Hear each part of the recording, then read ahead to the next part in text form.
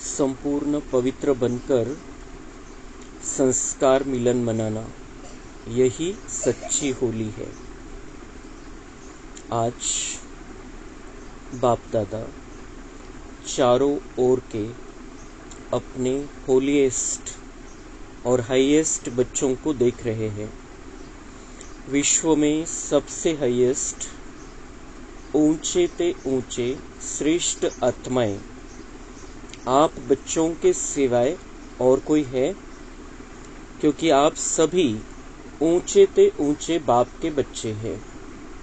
सारे कल्प में चक्र लगाकर देखो तो सबसे ऊंचे मर्तबे वाले और कोई नजर आते हैं? राज्य अधिकारी स्वरूप में भी आपसे ऊंचे राज्य अधिकारी बने हैं। फिर पूजन और गायन में देखो, जितनी पूजा विधि पूर्वक आप आत्माओं की होती है, उससे ज्यादा और किसी की है? वंडरफुल राज ड्रामा का कितना श्रेष्ठ है, जो आप स्वयं चैतन्य स्वरूप में इस समय अपने पूज्य स्वरूप को नॉलेज के द्वारा जानते भी हो और देखते भी हो। एक तरफ आप चैतन्य आत्माएं हैं और दूसरी तरफ आपके जड़ चित्र पूज्य रूप में है। अपने पूज्य स्वरूप को देख रहे हो ना? जड़ रूप में भी हो और चैतन्य रूप में भी हो, तो वंडरफुल खेल है ना। और राज्य के हिसाब से भी सारे कल्प में निर्विघ्न अखंड अटल राज्य एक आप आत्माओं का ही चलता है। राजे तो बहुत बनते हैं, लेकिन आप विश्व राजन व विश्व राजन की रॉयल फैमिली सबसे श्रेष्ठ है। तो राज्य में भी हाईएस्ट, पूज्य रूप में भी हाईएस्ट, और अब संगम पर परमात्मा वर्षे के अधिकारी, परमात्मा मिलन के अधिकारी, परमात्मा प्यार के अधिकारी, परमात्मा परिवार की आत्माएं और कोई बनती है? आप ही बने हो ना? बन गए हो या बन रहे हो? बन भी गए और अब तो वर्षा लेकर संपन्न बन बाप के साथ साथ अपने घर में भी चलने वाले हैं। संगम का सुख, संगम युग की प्राप्तियां, संगम युग का समय सुहाना लगता है ना? बहुत प्यारा लगता है। राज्य के समय से भी संगम का समय प्यारा लगता है ना? प्यारा है या जल्दी जाना चाहते हो? फिर पूछते क्यों हो कि बाबा विनाश कब होगा? सोचते हो ना, पता नहीं विनाश कब होगा, क्या होगा, हम कहाँ होंगे? बाप दादा कहते हैं, जहां भी होंगे याद में होंगे, बाप के साथ होंगे। साकार में या आकार में साथ होंगे तो कुछ नहीं होगा। साकार में कहानी सुनाई है ना, बिल्ली के पुंगरे भट्टी में होते हुए भी सेफ रहे ना, या जल गए? सब सेफ रहे। तो आप परमात्मा बच्चे जो साथ होंगे वह सेफ रहेंगे। अगर और कहाँ बुद्धि होगी तो कुछ न कुछ सेक लगेगा, कुछ न कुछ प्रभाव होगा। साथ में कंबाइंड होंगे, एक सेकंड भी अकेले नहीं होंगे तो सेफ रहेंगे। कभी कभी कामकाज या सेवा में अकेले अनुभव करते हो? क्या करें, अकेले है, बहुत काम है, फिर थक भी जाते हैं। तो बाप को क्यों नहीं साथी बनाते? 2 भुजा वालों को साथी बना देते, 1000 भुजा वाले को क्यों नहीं साथी बनाते? कौन ज्यादा सहयोग देगा, 1000 भुजा वाला या 2 भुजा वाला? अतिशय महत्वपूर्ण मुरली आहे बाबांची आजची, आणि आपण अशी ऐकायची जसं बाबा मला माझ्याशी डायरेक्ट बोलतोय समोरून। या तो दादी गुलजार के शरीर में आया हुआ उसको महसूस करना है या ब्रह्मा बाबा के शरीर में, लेकिन मेरे सामने है, मुझसे बात कर रहा है, मेरे बारे में बात कर रहा है। बाबा म्हणताय तुमच्यापेक्षा श्रेष्ठ या दुनियेमध्ये कोणी नाहीये, हायेस्ट, होलिएस्ट और रिचेस्ट। आपल्यापेक्षा पवित्र या दुनियेमध्ये कोणी नाहीये, आपल्यापेक्षा श्रेष्ठ या दुनियेमध्ये कोणी नाहीये, आणि आपल्यापेक्षा श्रीमंत या दुनियेमध्ये कोणीही नाहीये। तो किस आधार से बाबा ये बात कहता है? क्योंकि हम संगम युग में परमात्मा से शक्ति लेकर, परमात्मा से करंट लेकर इतने पवित्र बन जाते हैं जो सारे कल्प में कोई भी नहीं बनता है। और हम ऐसे पवित्र बन जाते हैं जो एक जन्म के लिए नहीं, हम 21 जन्म पवित्रता को अपने अंदर धारण स्वरूप में रखते हैं, पवित्र स्थिति में रहते हैं, 1 सेकंड भी अपवित्रता नहीं। संगम युग में मिक्स स्थिति रहती है, कलयुग में खराब स्थिति रहती है, संगम युग में मिक्स स्थिति रहती है, लेकिन संगम युग में पुरुषार्थ करते करते हम संपूर्ण पवित्रता को प्राप्त कर लेते हैं। और फिर 8 जन्म सतयुग के और 12 जन्म त्रेता युग के हम संपूर्ण पवित्र स्थिती में रहते हैं। म्हणून बाबा म्हणतात तुमच्या इतकं पवित्र, तुमच्या लेव्हलची पवित्रता आणि जी जन्म जन्मांतराची पवित्रता आहे ती कोणाची नाहीये, म्हणून तुम्ही सर्वश्रेष्ठ पवित्र आत्मे, तुमच्या इतकं पूज्य आत्मा या दुनियेमध्ये कोणीच नाही। तुमची जी पूजा होते, सतयुगातल्या देवी देवतांची जी पूजा होते तशी पूजा कोणाचीच नाहीये। इतकी श्रेष्ठ लेवलची पूजा सगळ्या देवी देवतांना इतके मानतात, सतयुग की देवी देवताओं का वो सब गायन पूजन करते रहते हैं। तर बाबा म्हणतात तुमचं किती भाग्य आहे की तुम्ही आता चैतन्य मूर्तीच्या रूपामध्ये आणि आपल्या जड मूर्त्या पण तुम्ही बघताय, निर्जीव मूर्त्या एकाच वेळेला। तुम्हाला हे ज्ञान आहे की हे आपल्याच मूर्त्यांची पूजा करतोय आपण, चैतन्यमध्ये आपण चालत्या त्या चैतन्य मूर्त्या आहे आणि ते मंदिरामध्ये जाऊन आपल्याच प्रतीकाची पूजा करताय, आपलं प्रतीक म्हणून ती मूर्ति बनवलेली है। तो ये जो बात है, ये बात हमारे समझने के लिए है, हमारा नशा बढ़ाने वाली बात है, और हमें अपने अंदर कितनी दिव्यता लानी है ये समझाने के लिए बाबा ये बात हमें कहता रहता है। तर बाहेर आपण ही गोष्ट नहीं सांगायची की आमच्याच मूर्त्या आमचीच तुम्ही पूजा करताय, ये हमें बाहर वालों को नहीं जिनको ज्ञान नहीं है उनको हमें ये ज्ञान नहीं ये बात नहीं बतानी है। ये ज्ञान का बहुत बड़ा रहस्य है जो बाबा ने हमारे सामने खोला है कि वो मूर्तियां, उस मूर्ति में कोई भी भगवान बैठा नहीं है या वैसा भगवान कोई ऊपर नहीं है जो मूर्ति में दिखाया है। त्या ज्या मूर्त्यांचं गायन पूजन चालतं, त्या ज्या मूर्त्या आहेत त्या संगम युगामध्ये आता चैतन्य रूपामध्ये, और वो बाबा के बच्चे हैं जो धारणा में चल रहे हैं, जो बाबा के निश्चय बुद्धि पक्के बच्चे हैं, उनकी ही मंदिरों में पूजा हो रही। तर बाबा म्हणते हे तुमचं डबल भाग्य आहे की तुम्ही स्वतः ते बघताय, तुमची पूजा होताना, तुमची आरती गाताना किती नशा चढला पाहिजे या गोष्टीचा। और दूसरा बाबा म्हणते जितना प्यार, परमात्मा प्यार आपको मिलता है, जितना आपको अधिकार है, उतना सारे कल्प में किसी को भी नहीं है। बाबा म्हणते कितना वंडरफुल ये खेल बना है। परमात्मा वर्षे का अधिकार, परमात्मा मिलन के अधिकारी सिर्फ आप बच्चे हो, दूसरे किसी को भी ये अधिकार नहीं है। परमात्मा परिवार की आत्माएं हमारे सिवाय कोई भी नहीं बनती है, हम परमात्मा के परिवार के बन गए हैं। और संगम युग कितना सुहाना संगम युग है। संगम युग की प्राप्तियां, संगम युग का सुख, संगम युग का समय सुहाना लगता है, प्यारा लगता है, क्योंकि बाप दादा साथ में है, भगवान हमारा साथी है। ऐसा समय 5000 वर्ष में, हमारे किसी भी जन्म में ऐसा समय नहीं आने वाला है। भले हम परम धाम में रहेंगे कुछ समय के लिए, वहां पर भी यह अनुभव नहीं है। ये जो अनुभव है ये हम यहाँ पर ही कर सकते हैं, भगवान के साथ का और भगवान के श्रेष्ठ बच्चों के साथ का अनुभव।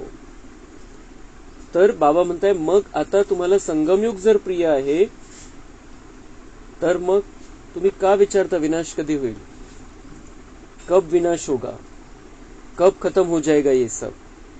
बाबा म्हणता है कि आप मजा नहीं ले रहे हो, संगम युग का आनंद नहीं ले रहे हो, इसलिए विनाश की डेट पूछते हो। विनाश तो हम, हमारी स्थिति परफेक्ट बन जाएगी तो विनाश वाले विनाश कर देंगे ऑटोमेटिक। विनाश तो हमारे लिए रुका है। आणि एक महत्वाची गोष्ट बाबांनी सांगितली, कि सोचते हो ना, पता नहीं विनाश कब होगा, क्या होगा, हम कहाँ होंगे, हम कहाँ होंगे, कब होगा, क्या होगा, प्रश्न आता है मन में। और हम कहाँ होंगे उस समय, ज्या वेळेला विनाश होईल तेव्हा आपण कुठं राहू, इथं राहू, मधुबनमध्ये राहू, कोणती स्थिती राहील, आपल्या समोर कोणत्या प्रकारचा विनाश राहील, काय होईल, प्रश्न मनामध्ये चालतात। बाबांचं एकच उत्तर आहे सगळ्यांसाठी। बाप दादा कहते हैं जहां भी होंगे याद में होंगे, बाप के साथ होंगे। जहां भी होंगे, कुठेही आपला पार्ट आहे माहिती नाही, त्या अंतिम समय आपला कुठं असणार आहे, विनाश ज्यावेळेला होईल त्यावेळेला आपण कुठं असणार आहे, कोणत्या ठिकाणी विनाश होईल त्यावेळेला आपण कुठं असणार आहे, त्यावेळेला आपण त्या विनाशाच्या परिस्थितीमध्ये की बाहेर आहे। बाबा की ये गारंटी है कि अगर आपका मुझसे प्यार है, अगर आप पक्के बच्चे हो तो मेरी याद में होंगे और मेरे साथ में होंगे। ये भगवान की गारंटी है। और साकार में या आकार में साथ होंगे तो कुछ नहीं होगा। साकार में या आकार में साथ होंगे तो कुछ नहीं होगा। साकार रूपामध्ये सोबत राहा किंवा फरिश्ता रूपामध्ये सोबत राहा, दोन्हीपैकी काही पण, तो क्या होगा, कुछ नहीं होगा। म्हणजे त्रास नाही होणार आपल्याला त्यावेळेला। बाबांनी सांगितलेलं आहे, बऱ्याच मुरल्यामध्ये सांगितलेलं आहे कि बाहर हाहाकार होता रहेगा, परेशानी रहेगी, लेकिन मैं अपने बच्चों को फूलों के जैसा रखूंगा, संभालूंगा। त्या अर्थाने बाबा म्हणताय जहां भी होंगे मेरे साथ में होंगे और कुछ नहीं होगा। म्हणजे मी तुम्हाला त्रास होऊ देणार नहीं, ये भगवान की गारंटी है, स्वयं भगवान के शब्द है कि तुम्हें कुछ नहीं होगा। तो वो जो कहानी सुनाते हैं, बिल्ली के पुंगरे भट्टी में होते हुए भी सेफ रहे ना, या जल गए, सब सेफ रहे। बिल्ली के पुंगरे भट्टी में थे, तिची पिल्लं भट्टीमध्ये असताना सुद्धा ती सुरक्षित राहिली। ये किसकी कहानी है? बाहर आग लगी हुई होगी, बाहर तो वो विनाश की भट्टी चलेगी, लेकिन हम सेफ रहेंगे, सुरक्षित रहेंगे। तो आप परमात्मा बच्चे जो साथ होंगे वह सेफ रहेंगे। अट काय बाबांची कि मैं बाबा का बच्चा हूं, सिर्फ इसलिए सेफ नहीं रहूंगा, मैं बाबा के साथ रहना चाहिए, मैंने बाबा के साथ में रहना चाहिए, मन बुद्धि से, पूरे निश्चय के साथ। तो बाबा की गारंटी, हम सुरक्षित रहेंगे। सुरक्षित रहेंगे म्हणजे स्थिती अशी राहील आपली की जो अंतिम समय जरी आपला त्यावेळेला आला तर आपण बिलकुल आरामात पुढून निघून जाऊ, आरामात एकदम, कुठलाही त्रास न होता आणि समजून उमजून जाऊ। अगर और कहां बुद्धि होगी तो कुछ न कुछ सेक लगेगा। जर दुसरीकडे कुठे अटकलेलो असो आपण तर बाबा म्हणताय कुछ न कुछ सेक लगेगा, म्हणजे प्रभाव पडेल, आग लागलेली बाहेर, त्याचं काही ना काही परिणाम होईल। सेक लगेगा, प्रभावामध्ये येऊन जाऊ, कुछ न कुछ प्रभाव होगा। साथ में कंबाइंड होंगे, एक सेकंड भी अकेले नहीं होंगे तो सेफ रहेंगे। एक सेकंड भी अकेला नहीं होना है बाबा म्हणतात, तर मग सुरक्षित राहाल। कारण काय होतं की माया काय करत असते, सगळ्यात पहिले आपल्याला बाबांपासून तोडते आणि तेव्हा ती जिंकू शकते. आपल्यावरती विजय केव्हा होतो मायेचा, जेव्हा ती आपले कनेक्शन कट करते बाबांशी. तो बाबा कह रहे कि आपको कनेक्शन कट नहीं होने देना. कभी कभी कामकाज या सेवा में अकेले अनुभव करते हो, क्या करे अकेले है, बहुत काम है, फिर थक भी जाते हो, तो बाप को क्यों नहीं साथी बनाते? 2 भुजा वालों को साथी बना देते, 1000 भुजा वालों को क्यों नहीं साथी बनाते? कौन ज्यादा सहयोग देगा, 1000 भुजा वाला या 2 भुजा वाला? बाबा की तो अनगिनत भुजाएं हैं, 1000 पकड़ा बाबा म्हणता है, तो मैं साथ दूंगा या 2 भुजा वाला साथ देगा? हम ये सोचते हैं कोई भी प्रॉब्लम आ जाए, ये आ जाए तो अच्छा हो जाएगा, इसके पास जाएंगे तो अच्छा हो जाएगा, ये आएगा, हम अटकते हैं किसी देहधारी में. तर बाबा म्हणता है कि अगर किसी से सहयोग हमें मिलता है, यहाँ पर इथं आपल्याला सहयोग प्राप्त होतो, पण आपल्या बुद्धीमध्ये हे ठेवायचंय, बाबाने इसके द्वारा सहयोग दिलाया मुझे. डायरेक्ट कोणाशी नहीं. अब हम संगम युग में हैं, अब हम बाबा के साथ में बाबा के परिवार के हैं, तो जो कुछ भी हमारे साथ होगा, अगर हम बाबा पर निश्चय बुद्धी है, बाबा से प्यार है, तो बाबा कराता है. तर बिलकुल आपल्याला कोणामध्येही अटकायचं नाही, कोणत्याही देहधारीमध्ये. कोणाच्या द्वारे सहयोग मिळाला त्याला शुभ भावना द्यायची, दुआ द्यायची आहे, पण क्लिअर बुद्धीमध्ये ठेवायचंय, बाबाने इसके द्वारा मुझे मदत की है. आणि जेव्हा केव्हा काही प्रॉब्लेम येईल तेव्हा सगळ्यात पहिले बाबांना साथी बनवायचे, बाबांना सांगायचे, बाबा ये बात है, ऐसा है, आप देख लो. कोणतीच अट नाही, असंच झालं पाहिजे, तसंच झालं पाहिजे, आप देख लेना, मग आपल्यासाठी जे योग्य ते होईल. तो बाबा म्हणताय, अकेला अनुभव मत करो कभी भी, मुझे साथी बना लो. संगम युग पर ब्रह्मा कुमार या ब्रह्मा कुमारी अकेले नहीं हो सकते. हमें बाबा के साथ में रहना है, बाबा को साथ में रखना है. बाबा साथ में नहीं है या बाबा को साथ में नहीं रखा है तो हम संगम युग में नहीं है, संगम युग के बीके नहीं है. हम सिर्फ जब सेवा में, कर्मयोग में बहुत बिजी हो जाते हो ना, तो साथ भी भूल जाते हो और फिर थक जाते हो.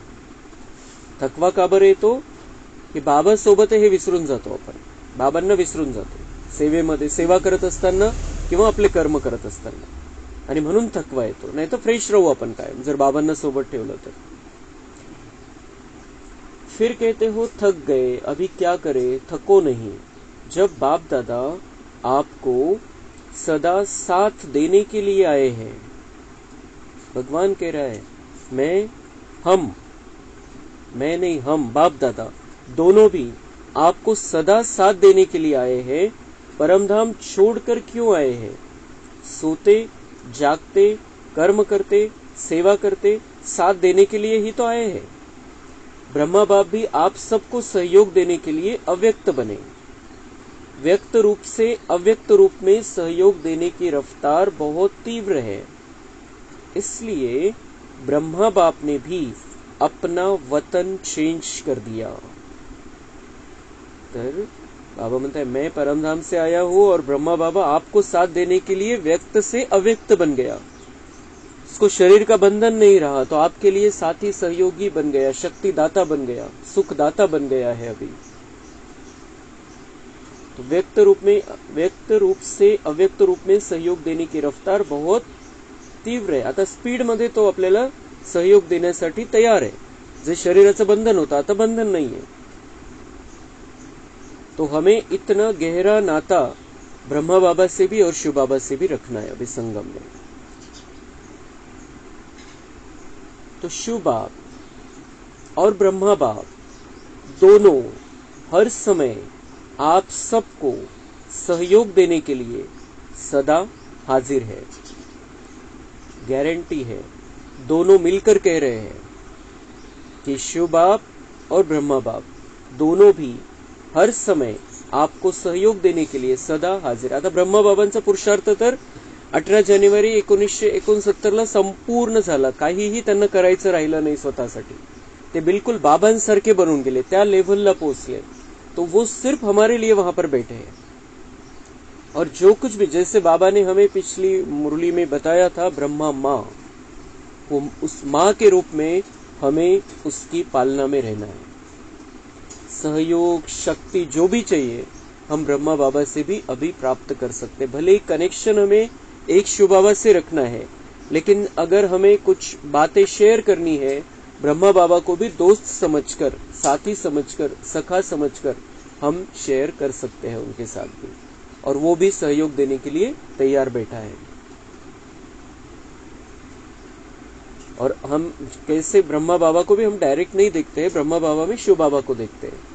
कंबाईंड स्थितीमध्ये आपण त्यांना बघतो, असं नाही की आपण मग देहधारी ब्रह्माला बघतोय, ते देहधारी राहिलेले नाही, आता हाडामासाचं शरीर नाहीये फरिश्ता रूपामध्ये, तर त्यामुळे आपण त्यांच्याशी पण डायरेक्ट बोलू शकतो। फक्त एक बुद्धीमध्ये क्लियर असतं की बाबा, ये शिव बाबा के साथ में, ब्रह्मा अब अकेला रहता ही नहीं है, वो अकेला है ही नहीं।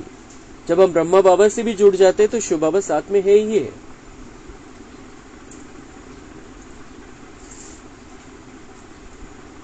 आपने सोचा बाबा और सहयोग अनुभव करेंगे।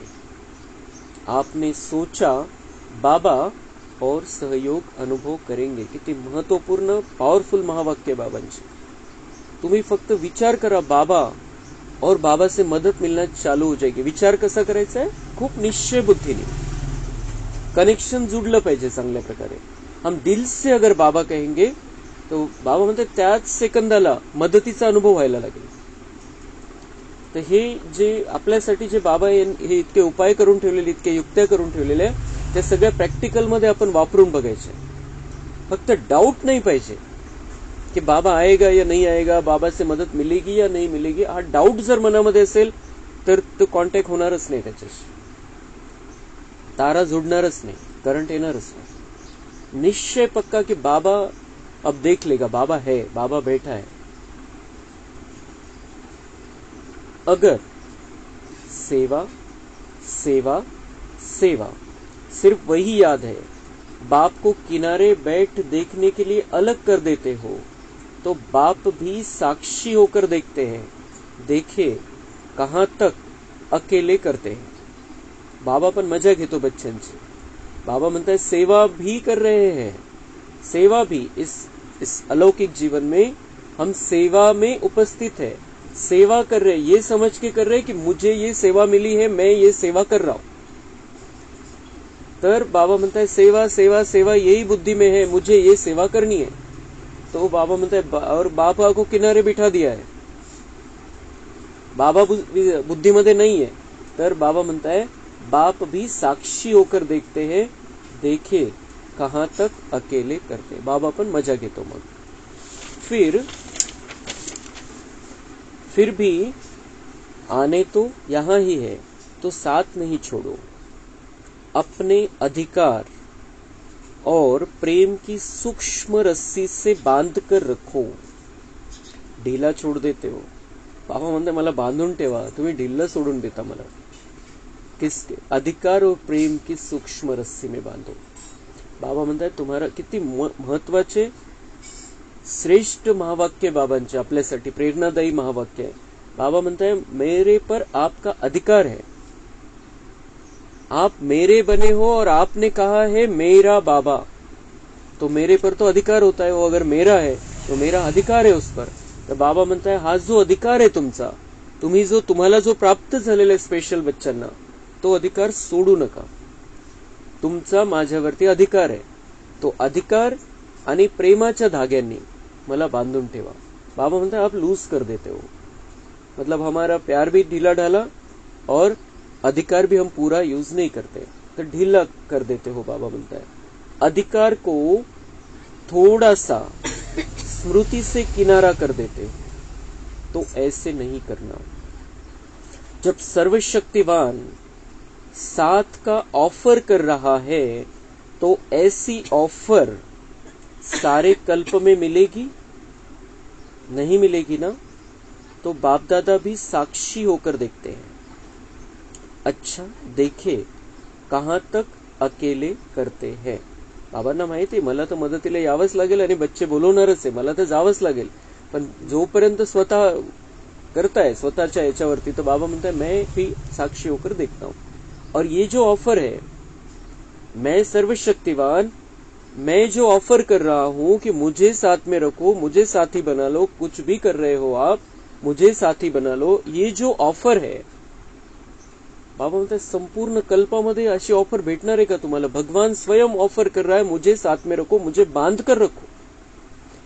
भगवान कह रहा है कि मुझे बांध कर रख दो, मुझे अपने प्यार में और अधिकार की रस्सी में बांध कर रखो। वो भगवान, जिस भगवान को हमने कितना ऊंचा मान लिया था, कितना दूर का मान लिया था, वो भगवान कह रहा है ऑफर है तुम्हारे लिए कि तुम मुझे बांध कर रखो। दुनिया वाले तो नहीं बांध सकते उसको, क्योंकि वो कौन है वो यही जानते नहीं है, लेकिन हमें उसकी पहचान मिली है, हम उसके बने हैं, हम उसके घर के बने हैं, हम उसके बने हैं डायरेक्ट, हम उसको बांध सकते हैं। और ये ऑफर सिर्फ हमारे लिए है। तो संगम युग के सुख और सुहेजों को इमर्ज रखो। बुद्धि बिजी रहती है ना, बिजी होने के कारण स्मृति मर्ज हो जाती है। आप सोचो, सारे दिन में किसी से भी पूछे कि बाप याद रहता है या बाप की याद भूलती है, तो क्या कहेंगे? नहीं। यह तो राइट है कि याद रहता है, लेकिन इमर्ज रूप में रहता है या मर्ज रहता है? स्थिति क्या होती है? इमर्ज रूप की स्थिति या मर्ज रूप की स्थिति, इसमें क्या अंतर है? इमर्ज रूप में याद क्यों नहीं रखते? इमर्ज रूप का नशा, शक्ती, सहयोग, सफलता बहुत बड़ी है। जर प्रगट रूपामध्ये बाबांची आठवण आहे, कोरडी कोरडी नाही किंवा असं बस आहे हाँ मोघम मध्ये मैं बाबा का हूं, बाबा मेरा है, तर तो नशा, शक्ति, सहयोग आणि सफलता तेवढी मिळणारच नाही। लेकिन अगर हमने बिल्कुल दिल से, मन से बाबा को बुद्धी में रखा है, मन में रखा है, तर बाबा म्हणते तो जो नशा राहील, ती जी शक्ती मिळेल, तो जो सहयोग मिळेल आणि सफलता मिळेल, ती खूप उच्च लेवलची राहणार है, बहुत बड़ी है। याद तो भूल नहीं सकते, क्योंकि एक जन्म का नाता नहीं है। चाहे शिव बाप सतयुग में साथ नहीं होगा, लेकिन नाता तो यही रहेगा ना। भूल नहीं सकता है, यह राइट है। नाता तो हमारा जन्म जन्मांतर का है। भले ही सतयुग में हम साथ नहीं रहेंगे, बाबा और हम साथ नहीं रहेंगे, लेकिन वो नाता थोड़ी खत्म होने वाला है। और नाता हमें सिर्फ 5000 वर्ष के बाद पता चलता है, लेकिन नाता तो कायम है। और अभी पता चला है तो बाबा म्हणते भूल नहीं सकते हो आप। केव्हा विसरतो? हाँ, कोई विघ्न के वश हो जाते हो तो भूल भी जाता है, लेकिन वैसे जब नेचुरल रूप में रहते हो तो भूलता नहीं है, लेकिन मर्ज रहता है। इसलिए बाप दादा कहते हैं बार बार चेक करो कि साथ का अनुभव मर्ज रूप में है या इमर्ज रूप में है। तर बाबा म्हणतात जेव्हा विघ्न येतं त्यावेळेला विसरून जातं आणि त्यावेळेला खरं घट एकदम पक्का पकडायचं असतं बाबांना। और वही गलती ब्राह्मण कर देते हैं कि बाबा को विघ्न के समय, संकट के समय, परेशानी के समय, दुख के समय, जब उसका साथ, उसकी ऑफर है, उस ऑफर को ठुकरा देते, भूल जाते हैं। स्थिर जितना रहेंगे हम, उतना बाबा से कनेक्शन बहुत अच्छा जुड़ता है विघ्न के समय भी, लेकिन थोड़ी हलचल होने के कारण फिर बाबा से कनेक्शन नहीं जुड़ता है, तो वो भूल बाबा म्हणते त्यावेळेला विसरता, त्यावेळेला खरी गरज आहे बाबांची। और दूसरा, जब नॅचरल, जेव्हा एक नॉर्मल स्थिती असते त्यावेळेला बाबा म्हणते आठवण राहते, पण अशी प्रगट रूपामध्ये नाही, खूप पॉवरफुल नहीं रहा। हाँ है, हम बाबा के है, बस बाबा हमारा है, मोगम स्वरूपाची। तो बाबा म्हणते बार बार चेक करो कि साथ का अनुभव मर्ज रूप में है या इमर्ज रूप में है। प्यार तो है ही, प्यार टूट सकता है? नहीं टूट सकता है ना। तो प्यार जब टूट नहीं सकता तो प्यार का फायदा तो उठाओ, फायदा उठाने का तरीका सीखो। तो बाबा म्हणता है प्यार है मेरे से, वो टूट नहीं सकता है। अब ये जो नाता जुड़ा है तुम्हारा मुझसे, तुम्हें पता चला है, तो प्यार तो है, प्यार टूट नहीं सकता, लेकिन बाबा म्हणता है प्यार का फायदा तो उठाओ, मेरे प्यार का फायदा तो उठाओ। बाबा म्हणता माझा फायदा तर करून घ्या, वापरून तर घ्या मला। ये भगवान की ऑफर, भगवान इतना मीठा, इतना प्यारा, हमारे लिए सदा तैयार है, सदा रेडी है। बाबांनी एका मुरलीमध्ये सांगितलं होतं की तुम कहते हो बाबा हमारे साथ में है, भगवान हमारा साथी है, भगवान हम बुलाए तो भगवान आ जाता है, तर दुनिया बाबा ने सांगितलं तो दुनिया वाले क्या कहते हैं की भगवान तुम्हारे लिए खाली बैठा है क्या? तर बाबा म्हणतात त्याला उत्तर द्या, हाँ भगवान हमारे लिए खाली बैठा है, हमारे लिए ही बैठा है वो, और आप भी उसका फायदा उठा सकते हो, लेकिन हमारे लिए तो है, अभी बैठा है। तो बाबा म्हणता है ये इस प्यार का फायदा उठाना सीखो, मुझसे प्यार जुड़ा है, प्यार का नाता जोड़ा है, तुमने समझ लिया है, मुझको पहचान लिया है, अब इस प्यार का फायदा भी उठाओ। बाप दादा देखते हैं प्यार ने ही बाप का बनाया है, प्यार ही मधुबन निवासी बनाता है, चाहे अपने स्थान पर कैसे भी रहे, कितना भी मेहनत करे, लेकिन फिर भी मधुबन में पहुंच जाते हैं। बाप दादा जानते हैं, देखते हैं कई बच्चों को कलयुगी सर्कमस्टांस होने के कारण टिकट लेना भी मुश्किल है, परंतु प्यार पहुंचा ही देता है। ऐसा है ना, प्यार में पहुंच जाते हैं, लेकिन सर्कमस्टांस तो दिन प्रतिदिन बढ़ते ही जाते हैं। सच्ची दिल पर साहेब राजी तो होता ही है, लेकिन स्थूल सहयोग भी कहाँ न कहाँ कैसे भी मिल जाता है। चाहे डबल फॉरेनर्स हो चाहे भारतवासी, सबको यह बाप का प्यार सर्कमस्टांस की दीवार पार करा लेता है। ऐसे है ना, अपने अपने सेंटर्स पर देखो तो ऐसे बच्चे भी हैं जो यहाँ से जाते हैं, सोचते हैं पता नहीं दूसरे वर्ष आ सकेंगे या नहीं आ सकेंगे, लेकिन फिर भी पहुंच जाते हैं। यह है प्यार का सबूत। बाबा म्हणताय बरेच बच्चे असं म्हणतात की मला एकदा तर जाऊन यायचं, नंतर कोणी बघितलं, नाही होणार शक्य, पैशाचे प्रॉब्लेम असतात। तो बाबा म्हणताय लेकिन बाबा का प्यार है तो बाबा किसी न किसी के द्वारा सहयोग दिला देता है। किसी किसी के घर वाले परिवार वाले भी तैयार नहीं रहते, पैसे लगेंगे, लेकिन बाबा म्हणताय वो बराबर हो जाता है काम और बाबा पहुंचा देता है। इथली तर गोष्ट वेगळी, आपण 5-7 हजारामध्ये जाऊन येतो, लेकिन फॉरेन वाले त्यांना किती मोठा खर्च करून यावं लागतं, लाख 2 लाख 3 लाख रुपए लागतात त्यांना, तो वो यहाँ से जाते ही उस तैयारी में भी लग जाते हैं। आपल्याला किती स्वस्तात बाबा भेटतो, किती स्वस्तात आपण जाऊ शकतो, फिर भी यहाँ पर भी प्रॉब्लम होता है। तो बाबा म्हणता है कि वो लेकिन प्यार है तो प्यार से खींचकर चले आते हैं, सारे रास्ते खुल जाते हैं, आप पहुंच जाते हैं। सभी बच्चों का एक ही टाइटल है, होलीएस्ट। द्वापर से लेकर किसी भी धर्मात्मा या महात्मा ने सर्व को होलीएस्ट नहीं बनाया है, स्वयं बनते लेकिन अपने फॉलोअर्स को, साथियों को होलीएस्ट पवित्र नहीं बनाते। और यहाँ पवित्रता ब्राह्मण जीवन का मुख्य आधार है। पढ़ाई भी क्या है, आपका स्लोगन भी है, पवित्र बनो योगी बनो, स्लोगन है ना। पवित्रता ही महानता है, पवित्रता ही योगी जीवन का आधार है। कभी कभी बच्चे अनुभव करते हैं कि अगर चलते चलते मनसा में भी अपवित्रता अर्थात वेस्ट या निगेटिव पर चिंतन के संकल्प चलते हैं, तो कितना भी योग पावरफुल चाहते हैं लेकिन होता नहीं है, क्योंकि जरा भी अंश मात्र संकल्प में भी किसी प्रकार की अपवित्रता है, तो जहाँ अपवित्रता का अंश है वहाँ पवित्र बाप की याद जो है, जैसा है वैसे नहीं आ सकती है, जैसे दिन और रात इकट्ठा नहीं होता। इसलिए बाप दादा वर्तमान समय पवित्रता के ऊपर बार बार अटेंशन दिलाते हैं। कुछ समय पहले बाप दादा सिर्फ कर्म में पवित्रता के लिए इशारा देते थे, लेकिन अभी समय संपूर्णता के समीप आ रहा है, इसलिए मनसा में भी अपवित्रता का अंश धोखा दे देगा। तो मनसा वाचा कर्मना संबंध संपर्क सब में पवित्रता अति आवश्यक है। मनसा को हल्का नहीं करना, क्योंकि मनसा बाहर से दिखाई नहीं देती, लेकिन मनसा धोखा बहुत देती है। ब्राह्मण जीवन का जो आंतरिक वर्षा सदा सुख स्वरूप शांत स्वरूप मन की संतुष्टता है, उसका अनुभव करने के लिए मनसा की पवित्रता चाहिए। बाहर के साधनों द्वारा या सेवा द्वारा अपने आप को खुश करना, यह भी अपने को धोखा देना है। तर बाबा म्हणता है कि संपूर्ण कल्प में आपके जैसा पवित्र कोई बनता नहीं है। द्वापर युगानंतर धर्मपिता वगैरे आले, सगळे आले, मोठे मोठे साधू संत आले, ऋषी मुनी आले, किंवा आता धर्माचे संत आहे कोणी, वो भले ही आता तर ती स्थिती राहिलेली नाही की साधू संत पण संपूर्ण रीतीने पवित्र आहे, कि कोणताच विकार त्यांच्यामध्ये नहीं, अशी स्थिति बिल्कुल नहीं है। लेकिन भले किसी ने अपने आप को पवित्र बना लिया, लेकिन अपने जो शिष्य है उनको पवित्र नहीं बना सकता। और यहाँ पर हर एक ब्राह्मण के लिए बाबा की यही श्रीमत है, बच्चे पवित्र बनो।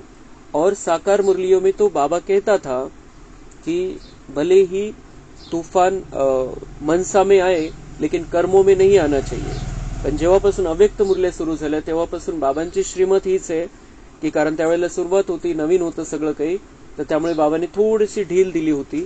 पण नंतर मग अव्यक्त मुरल्यामध्ये बाबांनी सांगायला सुरुवात केली की मनसा में भी संकल्प अपवित्रता का नहीं आना चाहिए, व्यर्थ का नहीं आना चाहिए, क्योंकि आप भगवान के बच्चे बने हो।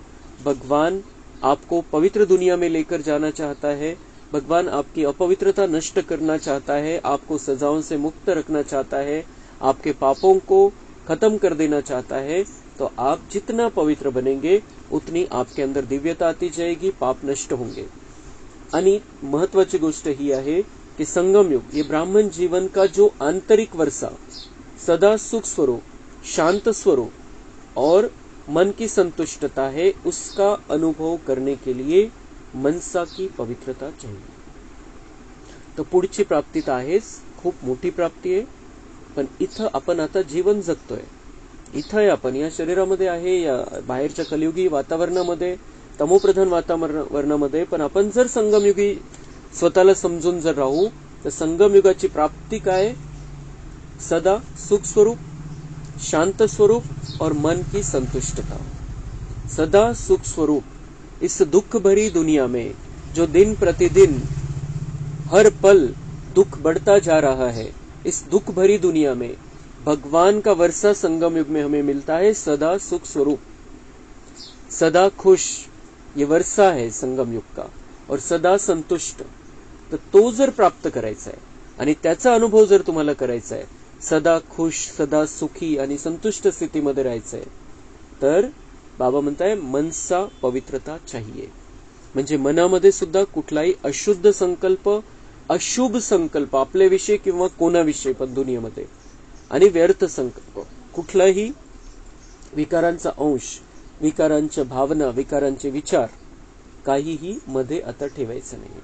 तो हम उतनी दिव्यता अपने अंदर धारण कर ले कि जिसके आधार से हमारा देवतापन का रिकॉर्ड अच्छा बन जाए। बाप दादा देखते हैं कभी कभी बच्चे अपने को इसी आधार पर अच्छा समझ, खुश समझ धोखा दे देते हैं, दे भी रहे हैं, दे देते हैं और दे भी रहे हैं। यह भी एक गुह्य राज है। तो बाहर के साधनों द्वारा, सेवा द्वारा अपने आप को खुश करना की हां हे चांगलं झालं, आता मी हे चांगलं केलं, किंवा माझ्यामुळे हे झालं, किंवा मी हे केलं आणि मला आता आनंद भेटला याच्यामध्ये। तो बाबा म्हणता ये भी बाहर के साधनों से अपने आप को खुश कर लेना, ये भी धोखा देना है। खूप मोठं रहस्य बाबा सांगताय कि हाँ सेवा कर ली, ये कर लिया, वो कर लिया, बहुत अच्छा किया मैंने, लेकिन अंदर कुछ न कुछ पकड़ कर रखा है, अंदर कुछ न कुछ अपवित्रता है। तर बाबा म्हणतात ते जे प्युअर तुम्हाला अनुभव व्हायला पाहिजे तो होऊ शकत नाही, योग लागू शकत नाही चांगल्या प्रकारचा। तो यह भी एक गुह्य राज है। क्या होता है? बाप दाता है, दाता के बच्चे हैं, तो सेवा युक्ति युक्त नहीं भी है, मिक्स है, कुछ याद और कुछ बाहर के साधनों व खुशी के आधार पर है, दिल के आधार पर नहीं, लेकिन दिमाग के आधार पर सेवा करते हैं तो सेवा का प्रत्यक्ष फल उन्हों को भी मिलता है, क्योंकि बाप दाता है और वह उसी में ही खुश रहते हैं कि वह वहां हमको तो फल मिल गया, हमारी अच्छी सेवा है, लेकिन वह मन की संतुष्टता सदा काल नहीं रहती और आत्मा योग युक्त पावरफुल याद का अनुभव नहीं कर सकती, उससे वंचित रह जाते हैं। बाकी कुछ भी नहीं मिलता हो ऐसे नहीं है, कुछ न कुछ मिलता है लेकिन जमा नहीं होता, कमाया, खाया और खत्म। इसलिए यह भी अटेंशन रखना, सेवा बहुत अच्छी कर रहे हैं, फल भी अच्छा मिल गया तो खाया और खत्म, जमा क्या हुआ? अच्छी सेवा की, अच्छी रिजल्ट निकली, लेकिन वह सेवा का फल मिला, जमा नहीं होता। इसलिए जमा करने की विधि है मनसा वाचा कर्मना पवित्रता। बाबा म्हणते सेवा की खुशी तो मिलेगी, कुछ न कुछ तो मिलता है, मैं दाता हूं, मेरे नाम पर आप सेवा कर रहे हो, आपको फल नहीं मिलेगा ऐसा हो ही नहीं सकता। लेकिन वो फल मिलना क्या है? आपको खुशी मिल गई तुरंत, ताबडतोब तो फायदा झाला, पण तो फायदा कसा झाला कि मिला, खाया, खत्म, जमा नहीं हुआ, जो साथ में आएगा, जमा नहीं हुआ। तर बाबा म्हणते जर ते जमा करायचंय आणि सोबत घेऊन जायचंय, सेवा तर करायची आहे, सगळ्या प्रकारची सेवा करायची आहे, पण आतली स्थिती काय पाहिजे आपली? मनसा वाचा कर्मना पवित्रता। भले हम किसी भी प्रकार की सेवा करें, कभी भी करें, उसका फल बाबा म्हणता है मिलेगा नहीं, ये हो नहीं सकता है। फल तो मिलना है, इथं भेटून जाईल आणि असं वाटेल की हाँ बस मुझे मिल गया, बहुत खुशी मिल रही है, बहुत अच्छा लग रहा है, तो बाबा म्हणता है ये इसमें खुश हो जाते हैं। इसमें खुश नहीं होना है, क्योंकि आपने मनसा वाचा कर्मना को संपूर्ण पवित्र नहीं बनाया है, तो वो साथ में नहीं चलेगा। म्हणून याच्यावरती खूप अटेन्शन द्यायचंय आपल्याला की अशुद्धता मध्ये ठेवायची नहीं। 8-15 दिवसापासून बाबा याच्यावरतीच आपल्याला समझौता है कि अंदर कुछ भी गंदगी नहीं रखनी है, बहुत स्वच्छ बन जाना है। होली के समय से बाबा हमें समझा रहे हैं कि अंदर कोई गंदगी नहीं रखनी है। मनसा वाचा कर्मना जितनी पवित्रता को हम धारण करेंगे, उतना सेवा में जो हम जमा करेंगे वो साथ में आएगा, नहीं तो यहाँ ही खाया यहाँ ही खत्म। फाउंडेशन पवित्रता है, सेवा में भी फाउंडेशन पवित्रता है। स्वच्छ हो, साफ हो, और कोई भी भाव मिक्स न हो। भाव में भी पवित्रता, भावना में भी पवित्रता। होली का अर्थ ही है पवित्रता, अपवित्रता को जलाना। इसलिए पहले जलाते हैं, फिर मनाते हैं, और फिर पवित्र बन संस्कार मिलन मनाते हैं। तो होली का अर्थ ही है जलाना, मनाना। बाहर वाले तो गले मिलते हैं, लेकिन यहाँ संस्कार मिलन, यही मंगल मिलन है। तो बाबा म्हणते हैं होली का अर्थ क्या है? जलाना और फिर मनाना। पहले जलाते हैं, पहले अपने पुराने संस्कारों की होली करनी है, उसको खत्म कर देना है, अशुद्धता को खत्म कर देना है, और फिर रंगना है बाबा के रंग में, और दूसरों को रंगाना है, और साथ में मिलते हैं, फिर आपस में आनंद घेतात आपसामध्ये भेटून। तो बाबा म्हणते यहाँ पर आपको क्या करना है? संस्कार मिलन मनाना है। म्हणजे एकमेकांचे संस्कार जाणून समजून ऍडजस्ट करत चलायचे। संस्कार मिलन की रास करनी है, क्योंकि हमें सबको साथ में रहना है। हम सब परमधाम में साथ में रहते थे, स्वर्ग में साथ में रहते थे, और संगम युग में बाबा ने हमको साथ में लाया है। तो हमें एक दूसरे के संस्कारों को मिलाते हुए चलना है, संस्कार मिलन की रास करनी है। ऐसा है वो वैसा है, ये बुद्धि से निकाल देना है, एडजस्ट करते चलना है। तो ऐसे होली मनाई या सिर्फ डांस कर ली, गुलाब जल डाल दिया, वह भी अच्छा है, खूप मनाओ। गुलाब जलची पण होली खेळतात, तिथं पण मधुबन मध्ये पण गुलाब जलच्या द्वारे होळीचा आनंद घेतला जातो। तो बाबा म्हणतात ठीक है, ये भी अच्छा है, खूब मनाओ, बाप दादा खुश होते हैं। गुलाब जल भले डालो, डान्स भले करो। ते तर चांगलं आहे, रंग खेळण्यापेक्षा गुलाब जल सुंदर आहे, सुगंध चांगला आणि चांगलाच आहे, ते आयुर्वेदिक आहे तो। लेकिन बाबा म्हणता है कि गुलाब जल भी डालो, डांस भले करो, लेकिन सदा डांस करो। सदा डांस करो म्हणजे सदा आनंदामध्ये रहा। 5-10 मिनट की डांस नहीं, 1-2 में गुणों का वाइब्रेशन फैलाना, यह गुलाब जल डालना है। कौन सा गुलाब जल? बाबा म्हणता है 1-2 में गुणों का वाइब्रेशन फैलाना। हमारे द्वारा गुणों का सुगंध निकलना चाहिए, और वही हमको सबको देना है, चाहे बाबा के बच्चे हैं चाहे नहीं है, कोई भी है। हमारे द्वारा गुणों का सुगंध, वही गुणों का वो सुगंध वाली पिचकारी हमारे अंदर भरी हुई होनी चाहिए, और सबको गुण ही देने हैं, गुण दान करना है। और किसी का भी अगर दोष नहीं देखेंगे हम, तो अंदर दोष नहीं रहेंगे, और दोषों का दान नहीं करेंगे हम, कमी कमजोरी का दान नहीं करेंगे। गुणग्राही बनना है और गुण दान ही करना है। तो ये गुलाब जल डालना है, और जलाने को तो आप जानते ही हो कि क्या जलाना है, अभी तक भी जलाते रहते हो, हर वर्ष हाथ उठाकर जाते हैं। बस दृढ़ संकल्प हो गया, बाप दादा खुश होते हैं। बाबा म्हणता है कि होली के समय हाथ उठाते हैं, कहीं भी बैठे, मधुबन में है या कहीं भी बैठे हैं, बाबा मिलन के समय वैसी मुरली चलती है, बाबा हाथ उठवाते हैं कि दृढ़ संकल्प करो कि हम अंदर का सारा किचड़ा जलाकर खाक कर देंगे। बाबा म्हणते हर साल करते हैं, जैसे वो दुनिया वाले हर साल रावण को जलाते हैं, हम भी हर साल दृढ़ संकल्प करते हैं कि अंदर कुछ रखना ही नहीं है खराबी। तो बाबा म्हणता है कि बाप दादा खुश होते हैं, हिम्मत तो रखते हैं, तो हिम्मत पर बाप दादा मुबारक भी देते हैं। हिम्मत रखना भी पहला कदम है। बाबा म्हणते हर साल हिम्मत करते हैं, तो उस पर भी मैं खुश हूं। लेकिन हमें झाटकू बनना है, 1 सेकंड में अंदर का सारा किचड़ा खत्म कर देना है, 1 सेकंड में जलाकर खाक कर देना है। इतनी ज्वाला तैयार करनी है, अंदर कुछ बचे ही नहीं, इतना स्वच्छ बन जाना है। तो लेकिन बाप दादा की शुभ आशा क्या है?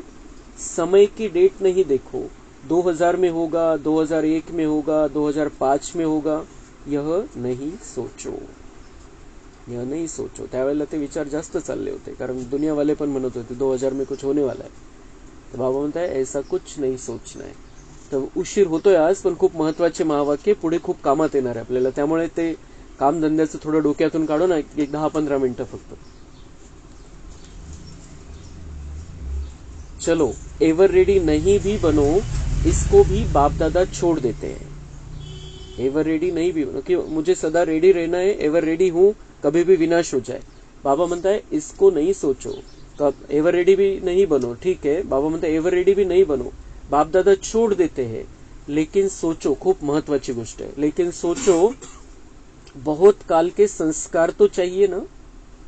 बहुत का भले एवर रेडी नहीं है तुम्ही, एवर रेडी एकदम आज रेडी झालेले, संपूर्णता धारण केलेली आहे, विनाश कधी झाला तर चालतो आपल्याला, आपण सगळे पापकर्म मिटवून घेतलेले. बाबा म्हणतात ठीक आहे, वो नाही, पण आवश्यक कशासाठी? एवर रेडी राहणं आवश्यक कशासाठी आहे? बहुत काल के संस्कार तो चाहिए ना. बहुत काल के संस्कार, बहुत काल का भाग्य बनाना है, तो बहुत काल के संस्कारों में यहाँ पर रहने की उस संस्कारों में रहने की प्रैक्टिस करनी पड़ेगी. बहुत काल का अभ्यास हमें बहुत काल का भाग्य देगा. तो बाबा म्हणता है ठीक है, आप एवर रेडी नहीं हो, लेकिन ये बहुत काल की प्रैक्टिस कब होगी? फिर बहुत काल के संस्कार तो चाहिए ना. आप लोग ही सुनाते हो कि बहुत काल का पुरुषार्थ बहुत काल के राज्य अधिकारी बनाता है. असं नाही की वेळेवर तयार होऊन जाईल, संपूर्णता येऊन जाईल, पण प्रॅक्टिस इथं जसं राहायचंय ती प्रॅक्टिस कधी होईल? मग शेवटी तयार होऊन जाऊ, आपल्याला विनाश दिसेल आणि आपल्यामध्ये ते संस्कार येतील तेवढ्या पुरते, वैराग्य येऊन जाईल, सगळं होऊन जाईल. पण मग ती जी प्रॅक्टिस आहे की शांत स्वरूप स्थितीमध्ये राहायचंय, सुख स्वरूप स्थितीमध्ये राहायचंय, शक्तिशाली, आनंदमयी, संतुष्टतेच्या स्थितीमध्ये राहायचंय, तिथं जसं राहायचंय तसं राहायची इथं प्रॅक्टिस ज्यांची झालेली असेल त्यांनाच तर तिथे एंट्री मिळेल, नहीं तो फेल होकर त्रेता में आना पड़ेगा. तो बहुत काल का पुरुषार्थ बहुत काल के राज्य अधिकारी बनाता है. अगर समय आने पर दृढ़ संकल्प किया तो वह बहुत काल हुआ या अल्पकाल हुआ. वेळ आल्यावर तो दुनिया वाले पण करून घेतील, तो हमारा फायदा क्या है बाबा का बनने से? तो वो अल्पकाल का, तो अल्पकाल का अगर हमने कुछ किया, अल्पकाल का पुरुषार्थ हुआ, अल्पकाल की प्रैक्टिस हुई, तो अल्पकाल कुछ मिल जाएगा वहां पर कना दाना. लेकिन बहुत ऊंचा भाग्य, बहुत श्रेष्ठ भाग्य बनाना है तो बहुत काल की प्रैक्टिस चाहिए. तो ये अच्छा लगता है. किस में गिनती होगा? अल्पकाल में होगा ना. तो अविनाशी बाप से वर्षा क्या लिया? अविनाशी बाप के बने फिर वर्षा क्या लिया? अल्पकाल का कुछ कर लिया, तो मेरे से वर्षा क्या लिया? फिर मेरे बनकर क्या किया? अल्पकाल का. यह अच्छा लगता है. अल्पकाल का वर्षा लेना अच्छा लगेगा. बाबा म्हणता है बाद में तो पश्चाताप होगा. फिर कितना कुछ ले सकता था, बाबा ने खुला भंडारा कर दिया था. बाबा ने आज कह दिया ऐसी ऑफर तुम्हें कभी नहीं मिलने वाली है. बाबा ने कह दिया कि आप 1000 भुजा वाले को साथी बनाओ, आप अकेला नहीं हो, आप अकेले नहीं हो कभी भी, कभी हर समय बाबा को साथ में रखो. बाबा ने ऑफर कर दिया मुझे प्यार की रस्सी में, अधिकार की रस्सी में बांध कर रखो. तो ये जो बातें, ये बातें हमारी बुद्धि में अब हमें छाप लेनी है, कंटिन्यू बुद्धि में रखना है कि बाबा ने क्या क्या ऑफर किया है और कितना फायदा मुझे इस संगम युग का उठाना है. तो बाबा म्हणता है तो बहुत काल का अभ्यास चाहिए. कितना काल है यह नहीं सोचो. जितना बहुत काल का अभ्यास होगा उतना अंत में भी धोखा नहीं खाएंगे. कितना काल बचाए, कितना समय बचाए, टोटल हिशोब लावायची आवश्यकता नाहीये. 2036 म्हणजे 12 वर्ष पण खूप नाहीये. आणि आता हलचल अशी वाढणार आहे की या निवडणुकीनंतर सुद्धा काही होऊ शकतं, काहीच सांगता येणार नाही. इसलिए वो 12 साल भी नहीं है, 6 साल भी नहीं है, यही साल है ऐसा समझना है हमको.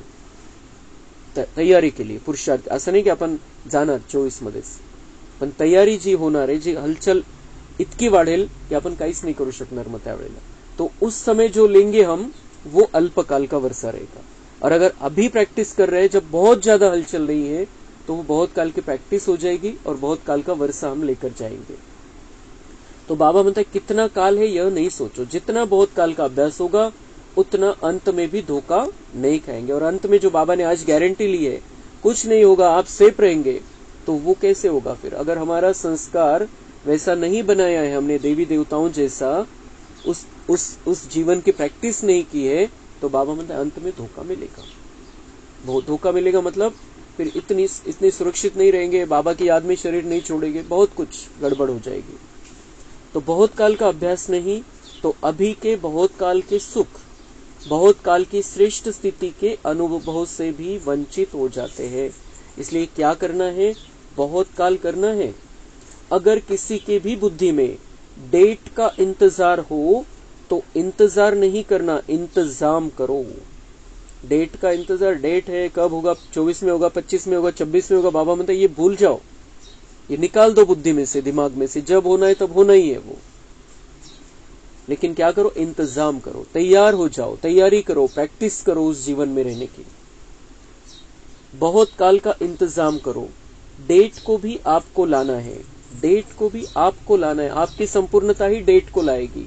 आणि आपण बघतो इतकी हलचल वाढलेली आहे दुनियेमध्ये, जर तसं जर बघितलं, आपल्यावर अजून त्याचा प्रभाव नाहीये, पण आपल्यावरती पण प्रभाव येणार आहे। वो जे आपण बघतोय सगळं, जे निसर्गाचे तत्व, तिकडे ते विनाशचा कार्यक्रम, ते अनुभवांची तयारी चालू आहे, इकडे जे राजकारण आहे त्याच्यामध्ये किती गोंधळ चालू आहे, आजपर्यंत कधी झाला नव्हता इतका गोंधळ चालू आहे राजकारणामध्ये।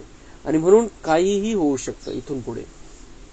तो इसलिए बाबा म्हणते हैं डेट कॉन्शियस नहीं बनो, आप अपनी तैयारी कर लो और प्रैक्टिस करो, और डेट को आपको लाना है। आप संपूर्ण बन जाएंगे। बाबांना ती संख्या पाहिजे, 9 लाख तयार झाले सुरुवातीचे की वो बटन दब जाएगा ऑटोमेटिक।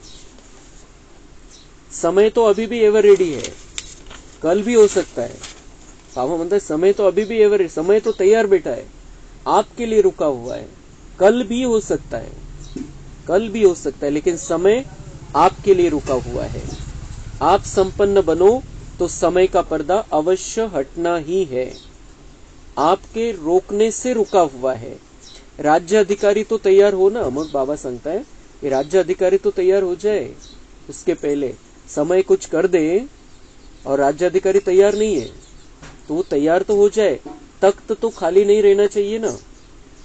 क्या अकेला विश्वराजन तख्त पर बैठेगा? इसमें शोभा होगी क्या? रॉयल फैमिली चाहिए, प्रजा चाहिए, सब चाहिए। सिर्फ विश्वराजन तख्त पर बैठ जाए, देखता रहे कहां गई मेरी रॉयल फैमिली। फिर बाबा म्हणता है एक विश्व महाराजन तैयार हो जाए और वही वहां पर सिंहासन पर जाकर बैठ जाए, तो वो यही देखता रहेगा मेरी रॉयल फैमिली कहां गई प्रजा, कहां गया परिवार, वो यही देखता रहेगा। तो बाबा म्हणता है आप तैयार हो जाओ, आप तैयार, वहां पे सब चाहिए, सब चाहिए। और जो संख्या स्टार्टिंग की है वो कम से कम वो तैयार हो गई, समय का पर्दा खुल जाएगा। आपल्याला माहिती नाही 9 लाख कधी होणार आहे, आपल्याला ते 9 लाखामध्ये यायचं। इसलिए और बहुत काल की प्रैक्टिस के साथ में आना है। इसलिए अभी ढीला ढाला नहीं, अलबेलापन संपूर्ण त्यागना है। सबसे पहला त्याग हमें अलबेलेपन का करना है। बाप दादा एक एक बच्चे के मस्तक में संपूर्ण पवित्रता की चमकती हुई मणि देखना चाहते हैं। बाबांची शुभ आशा, एक एक बच्चे के मस्तक में संपूर्ण पवित्रता की चमकती हुई मणि देखना चाहते हैं। संपूर्ण पवित्र स्थितीमध्ये बाबांना आपल्याला बघायचंय। नयनों में पवित्रता की झलक, पवित्रता के 2 नयनों के तारे रूहानियत से चमकते हुए देखना चाहते हैं। बोल में मधुरता, विशेषता, अमूल्य बोल सुनना चाहते हैं। काय काय बाबांना परिवर्तन बघायचंय आपल्यामध्ये। बोल में मधुरता, विशेषता, अमूल्य बोल सुनना चाहते। बाबा म्हणते मैं भी आपके अमूल्य बोल सुनना चाहता हूँ। मेरी ऐसी इच्छा है मेरे बच्चे अच्छा ही बोले, श्रेष्ठ बोले, और ऐसा बोले जिसका कोई मोल नहीं हो, ऐसा बोले मेरे बच्चे। कर्म में संतुष्टता, निर्माणता सदा देखना चाहते हैं। भावना में सदा शुभ भावना और भाव में सदा आत्मिक भाव, भाई भाई का भाव सदा आपके मस्तक से लाइट का, फरिश्तेपन का ताज दिखाई दे। दिखाई देने का मतलब है अनुभव हो। ऐसे सजे सजाए मूर्त देखना चाहते हैं, और ऐसी मूर्त ही श्रेष्ठ पूज्य बनेगी। वह तो आपके जड़ चित्र बनाएंगे, लेकिन बाप चैतन्य चित्र देखना चाहते हैं। बाबा म्हणते हैं वो दुनिया वाले आपके चित्र, आपकी मूर्तियां बनाएंगे, लेकिन मुझे आपको इस समय तैयार हुआ देखना है। इस स्थिति में इतनी सारी विशेषताओं में मुझे आपको देखणं आहे.